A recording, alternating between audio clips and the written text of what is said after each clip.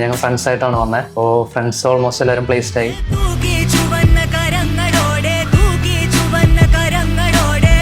Hi Anurag, എങ്ങനെയാ സ്മെക്കിലേക്ക് വന്നത്? സ്മെക്കിനെ പറ്റിയിട്ട് എങ്ങനെയായിരുന്നു അറിഞ്ഞത്?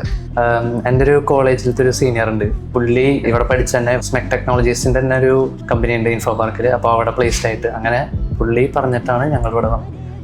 Okay, BSc computer science. Computer science. Okay, അവിടുത്തെ ക്ലാസ്സും ഇപ്പം ആ ഒരു BSc കഴിഞ്ഞ് ഇങ്ങോട്ടേക്ക് വരുമ്പോഴുള്ളൊരു വ്യത്യാസം എന്താ ഫീൽ ചെയ്ത്? അവിടുത്തെ ക്ലാസ്സും ഇവിടുത്തെ ക്ലാസ്സും കോളേജിൽ പഠിക്കുമ്പോൾ എല്ലാം തിയറട്ടിക്കലായിരുന്നു.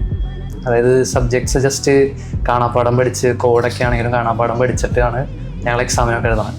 അപ്പോൾ ഇവിടെ വന്നപ്പോൾ അത് ഭയങ്കര വ്യത്യാസമായിരുന്നു. ഇവിടെ ഞങ്ങൾക്ക് മെൻറ്ററെ കിട്ടിയത് ജിക്കു സാറായിരുന്നു. അപ്പോൾ sir from the very base level തൊട്ട് നല്ല അടിപൊളിയായിട്ട് കാര്യങ്ങളൊക്കെ പറഞ്ഞു തരും. ഇവിടുന്ന് മോക്ക് ഇൻ്റർവ്യൂസ് ഉണ്ടായിരുന്നല്ലേ? ആ ഇൻ്റർവ്യൂസ് എങ്ങനെ ഉണ്ടായിരുന്നു? ആ ഇൻ്റർവ്യൂസ് അത്യാവശ്യം നല്ലതായിരുന്നു. സന്ദീപ് സാറൊക്കെ ഇടയ്ക്കിടയ്ക്ക് ഇൻ്റർവ്യൂസ് ഒക്കെ എടുക്കും. അപ്പോൾ അതിൽ നിന്ന് സാറ് കറക്റ്റ് ഏതിലാണ് പ്രശ്നം, നിങ്ങൾക്ക് കമ്മ്യൂണിക്കേഷനിൽ ഇമ്പ്രൂവ് ചെയ്യണോ അതോ ടെക്നിക്കൽ സൈഡിലാണോ പ്രശ്നം, എല്ലാം സാറ് കറക്റ്റായിട്ട് പറഞ്ഞുതരും. പ്ലേസ്മെന്റ് സപ്പോർട്ട് എങ്ങനെ ഉണ്ടായിരുന്നു സ്മെക്കിൽ? പ്ലേസ്മെന്റ് സപ്പോർട്ട് അത്യാവശ്യം കൊള്ളായിരുന്നു. അഭിനന്ദ് സാറായിരുന്നു പ്ലേസ്മെന്റ് സാറ്. സത്യം പറഞ്ഞാൽ സാറിനെ ശല്യം ചെയ്യേണ്ടായിരുന്നു. കുറേ ഫേക്ക് ഇൻസ്റ്റിറ്റ്യൂഷൻ ഒക്കെ നടക്കുന്നുണ്ട്. അപ്പോൾ ഞാൻ വിചാരിച്ചു സ്മെക്കും അതുപോലെയായിരുന്നു. പക്ഷേ സ്മെക്ക് 100% ജെന്യൂനും കൊടുക്കണ ഫീസിന് പുറത്താണ്. 100% കോൺഫിഡൻ്റ് ആയിട്ടും എല്ലാവർക്കും സ്മെക്ക് ഞാൻ റെഫർ ചെയ്യും. ഞാൻ പഠിച്ചത് പൈത്തൺ ഫുൾ സ്റ്റാക്ക് ഡെവലപ്മെൻ്റ് ആണ്. ആവശ്യമുള്ള എല്ലാ ടെക്നോളജീസായാലും ഇവിടെ നിന്ന് തന്നെ പഠിച്ചിട്ടുണ്ട്.